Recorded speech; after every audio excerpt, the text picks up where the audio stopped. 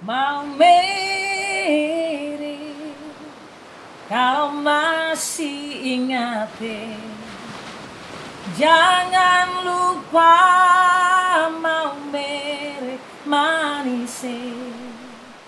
Mau Mary dengan pulau-pulaunya, Niu lambai Mau Mary manis.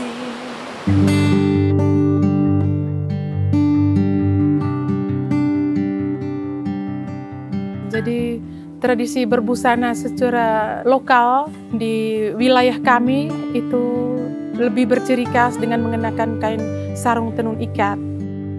Tetapi dari busana ini bisa kelihatan dari mana dia berasal dan apa motif yang dia pakai, juga warna yang dia pakai.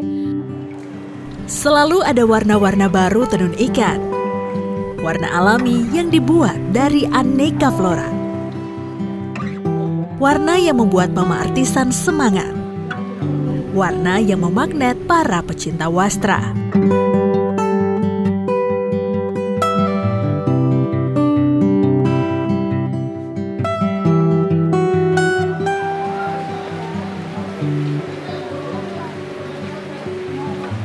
Kalau komunitas kami ini sangat ramai, jadi merupakan suatu pekerjaan yang sangat menghibur kami semua, karena semuanya semangat untuk datang bekerja tanpa stres, tanpa tekanan tertentu, karena ini hal seni dan hal budaya, jadi mereka membuat semacam suatu terapi kebahagiaan, semacam suatu yang mereka rindukan selama ini. Karena ini pekerjaan penuh konsentrasi dan daya ketelitian yang sangat tinggi, jadi sesama mereka saling membantu, karena mereka semua sudah sama-sama pintar, sama-sama bisa, maestro semua, jadi mengangkat suatu karya yang sangat berat juga mereka bisa melakukannya.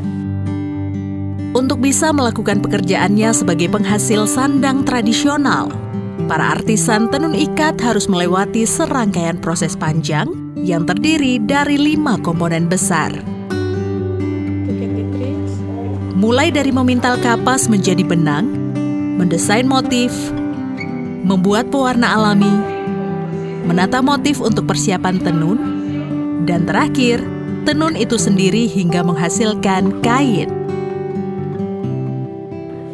Untuk kain tenun dan juga baju tenun atau sarung tenun, itu bahan bakunya dari dulu kala, karena ini beranjak dari kekayaan lokal dan sumber daya manusia yang menjadi peradaban budaya. Jadi diambil dari lingkungan sekitar, bahan baku dari benang, pewarnanya dari pewarna dari tumbuh-tumbuhan, dari tumbuhan alam. Benangnya bisa dari kapas pintal, itu kapasnya ambil dari kebun, terus dibuat perlakuan untuk membuat kapas menjadi benang, dipintal terlebih dahulu. Setelah itu menjadi benang, nanti dibuat corak motif tertentu, dan juga buat pewarna tertentu, baru bisa ditenun.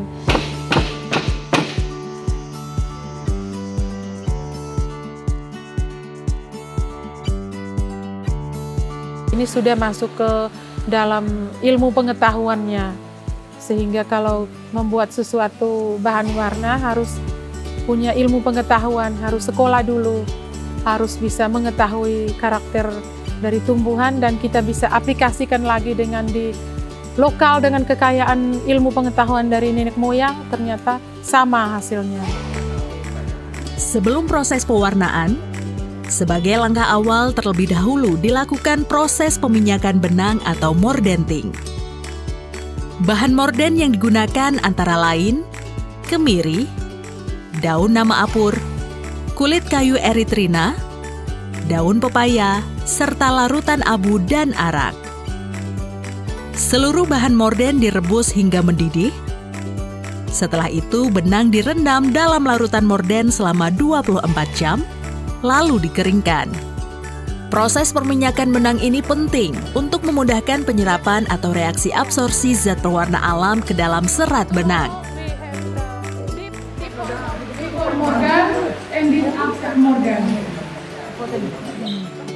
Nah, prinsip-prinsipnya yang kita gunakan di sini ini memang harus mengikuti karakter pigmen tumbuhan itu sendiri. Kalau pigmen morinda yang ada di dalam akar mengkudu itu harus prosesnya perminyakan terlebih dahulu, karena kalau tanpa mordan terlebih dahulu, pewarna merahnya tidak bisa bereaksi. Selain akar mengkudu yang menghasilkan warna merah marun, ada juga beberapa tanaman lain yang bisa diolah menjadi pewarna alami. Ada tanaman indigo atau Indigofera tinctoria, yang disebut juga ta'arum atau nila, kunyit, kayu secang, mahogani, mangga, dan lain-lain.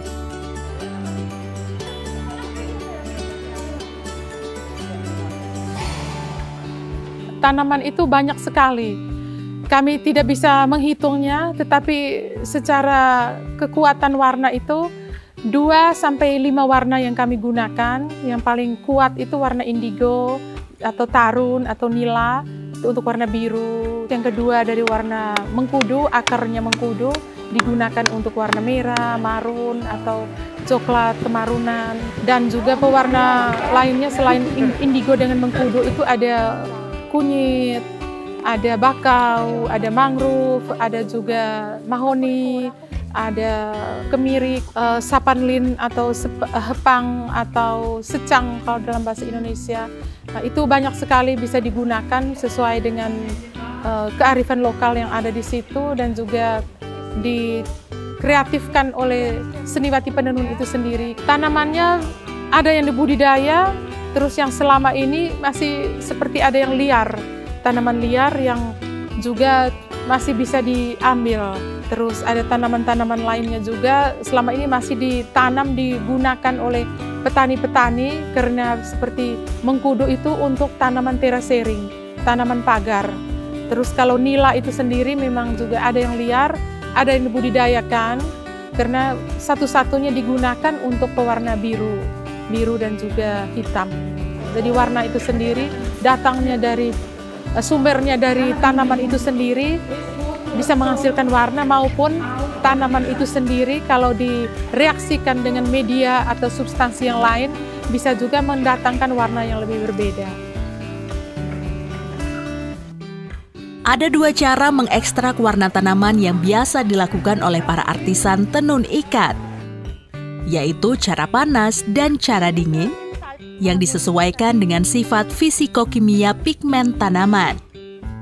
Cara panas artinya ekstrak warna tanaman diperoleh dengan cara perebusan di suhu tinggi 100 derajat Celcius. Cara ini berlaku untuk tanaman berserat antara lain kayu secang. Potongan kayu secang direbus selama 3 jam. Selanjutnya benang yang sudah dimordenting direndam ke dalam larutan pewarna alami yang telah disaring. Usai direndam selama 24 jam, lalu benang dijemur. Setelah kering, benang berwarna orange atau magenta pun siap ditenun. Tapi ada yang proses panas itu tergantung dari sifat, kalau pigmennya morin atau pigmennya dari struktur beta karoten tertentu itu harus direbus, karena dia tetap ada warnanya tidak berubah kalau terkena proses suhu tinggi, dan juga kalau terkena proses mekanik seperti perlakuan penekanan untuk perlakuan penarikan benang, atau perlakuan untuk digunakan harus campur dengan mengeluarkan ekstrak pewarna yang ada di dalam tumbuhan itu, ditarik dengan cara panas. Ini berbeda halnya dengan cara dingin, yang berarti proses pembuatan pewarna alami bisa dilakukan di suhu ruang 36 derajat Celcius. Atau dengan kata lain, tidak perlu direbus. Cara ini berlaku antara lain untuk tanaman indigo. Tanaman indigo atau Indigofera tinctoria direndam air dalam wadah kedap udara dan dibiarkan semalaman kurang lebih 12-18 jam. Esok hari larutan disaring, lalu diberi zat pembangkit warna yaitu bubuk tawas atau kapur, dan diaduk sampai berbusa. Setelah itu, benang putih direndam berulang kali sampai diperoleh warna biru atau hitam yang diinginkan.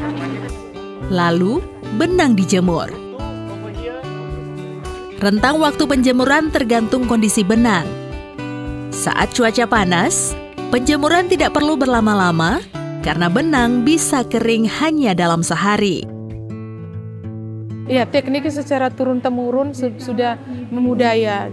Tergantung dari sifat pigmen itu sendiri. Kalau pigmen dalam tanaman itu ada klorofil, berarti dia kalau kena panas atau teroksidasi, klorofil hijau itu dia akan menjadi coklat. Sehingga untuk klorofil ini harus dalam keadaan fresh atau segar. Terus ada dengan cara perendaman dalam kondisi vakum. Itu untuk pewarna bejana karena khusus untuk indigotin, pigmen indigotin itu sendiri dia pewarna bersifat bejana, di mana kalau dia teroksidasi, indigonya tidak bisa keluar, tapi dia divakumkan, pewarna pigmen indigotinnya bisa keluar sehingga bisa diwarnai di dalam wadah. Terus warna biru juga sama, itu karakter tumbuhan indigo itu punya pigmen indigotin. Jadi kalau indigotin itu harus vakum kondisi, karena itu sama dengan pewarna bejana. Kalau dia teroksidasi, warnanya birunya ini akan menguap menjadi warna coklat, hijau atau warna yang tidak jelas karena dibuat dalam keadaan oksidasi, dalam keadaan non vakum, sehingga yang ini perlu dibuat proses dingin atau perendaman.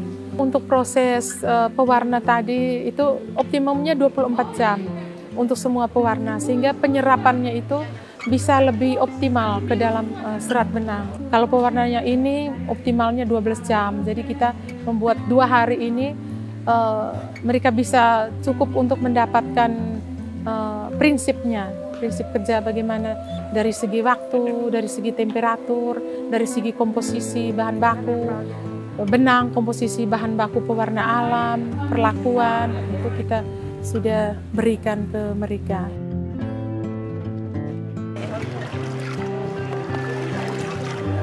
Terus untuk pencampuran warna dan sebagainya itu kita menggunakan klasifikasi primitif karena ini merupakan alam, hal-hal alam natural. Di mana benang warna yang kita hasilkan juga intensitas warnanya sama biru tetapi intensitasnya berbeda. Jadi walaupun perlakuannya sama, hasilnya berbeda karena ini alam. Nah ini faktor-faktornya banyak, faktor suhu, faktor perlakuan terhadap bahan baku, katun atau silk atau polyester, terus juga faktor-faktor skill manusianya sendiri dan faktor bagian-bagian tanaman yang kita ambil, apakah akarnya, daun, batang, buah, bunga, atau bagian kayunya, atau bagian rhizomnya, itu faktor-faktor yang berpengaruh. Looks different intensity of the color. Yeah. And we dip it 24 hours. Iya. Ada yang langsung diaplikasi, ada yang disimpan. Jadi tergantung dari karakter pewarna itu sendiri. Kalau bisa diaplikasikan secara langsung, fresh seperti akar mengkudu, karena dia tidak bisa disimpan lama, harus begitu persiapan mau pewarnaan baru kita ambil dan kita warnai. Tapi kalau dari pewarna lainnya kita harus bisa simpan buat pasta atau buat simplicia ringannya, tinggal kita ambil dan kita bisa buat kapan saja. Kita membuat pewarna itu bagusnya musim panas karena harus perlu pengeringan. Benang beraneka warna sudah siap digunakan. Kini, saatnya melakukan penataan motif yang dilanjutkan dengan pelepasan tali ikatan pada benang. Lalu, benang yang sudah bermotif itu dibentang di pembidang untuk diatur lagi motifnya.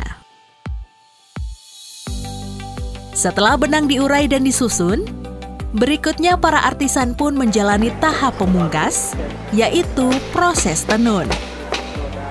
Setelah benang dicelup warna, biasanya kami aplikasikan untuk tenun ikat. Jadi kami ikat terlebih dahulu, buat motifnya terlebih dahulu, baru kami buat pewarnaan alam. Setelah pewarnaan alam, baru kita lepas motif ikatnya, sehingga bagian yang diikat itu tetap berwarna putih. Dan nampaklah motif seperti ini karena bagiannya diikat. Setelah itu baru bentang, diurai benangnya satu persatu, diluruskan, ditata satu persatu. Kalau kain ini 2089 utas benang diuraikan satu persatu, baru bisa dipersiapkan untuk proses tenun. Website, no have design, beli lodon. Selalu ada warna-warna baru tenun ikat. Warna yang membuat para artisan bersemangat. Warna yang berkarakter juga syarat keindahan.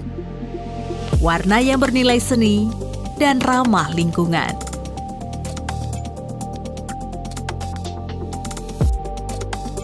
Alam kita jaga untuk kita tidak mengambil sembarangan, tetapi karena kita harus menanam kembali, karena kita gunakan lagi untuk kebutuhan dasar kita secara ekonomis. Kita tidak membelinya, tetapi kita bisa mengambil secara langsung dari alam. Untuk kedepannya, untuk keberlanjutannya, untuk kami tetap mempunyai suatu planning, perencanaan, cita-cita. Untuk kami ada kemajuan, tetapi tetap mempertahankan sesuatu hal tertentu yang tidak boleh terlalu modern, tidak boleh merubah struktur alam, tidak boleh pembangunan ke arah modernisasi yang merombak semua yang natural, tetapi kami tetap maju dan kami tetap menjaga suatu komunitas yang baik. Itu adalah dengan anak-anak kami itu kami membuat semacam pelestarian generasi ke generasi dengan mereka. Tapi kalau kami punya, walaupun jelek, walaupun dicap primitif, kami tetap menghargai, karena itu sama dengan memegang jiwa dari kami punya nenek moyang. Goes on sustainable of our culture and we can do it naturalized and inilah sumbangsih kebudayaan bagi pembangunan pewarna alami ini menjadi penting bagi kita ke depan. Selama ini kita sangat bergantung kepada dari luar gitu ya, menggunakan zat kimia yang sebetulnya menyebabkan keseimbangan alam kita terganggu. Harusnya kita kembali kepada pengetahuan masa lalu untuk bisa kita gunakan pada saat ini. Nah, itulah harapannya yang kita buat. Kita pengen kesadaran masyarakat tidak hanya di Indonesia, juga di ASEAN ya, untuk menggunakan berbagai pewarna alami ini. Nah, kita memilih hari ini yang sangat mendasar adalah pewarna alami dan memang sudah sangat langka. Ini berkaitan juga dengan tujuan pembangunan kita, bahwa ada namanya hidup berkelanjutan melalui kebudayaan. Banyak kearifan lokal masa lalu itu yang sebetulnya bisa kita gunakan untuk saat ini, bahkan sangat penting kita gunakan untuk saat ini dalam rangka kita melestarikan lingkungan. Kearifan alam itulah yang kita angkat. Salah satu harapan kita melalui beliau-beliau yang mengajar hari ini adalah menjadi maestro yang akan menurunkan pengetahuan itu. Indonesia sekarang akan menggiatkan itu, bagaimana hidup berkelanjutan melalui kebudayaan. Secara garis besar itu yang kita harapkan ke depan, bahwa kebudayaan juga berkontribusi besar dalam pembangunan bangsa kita ini.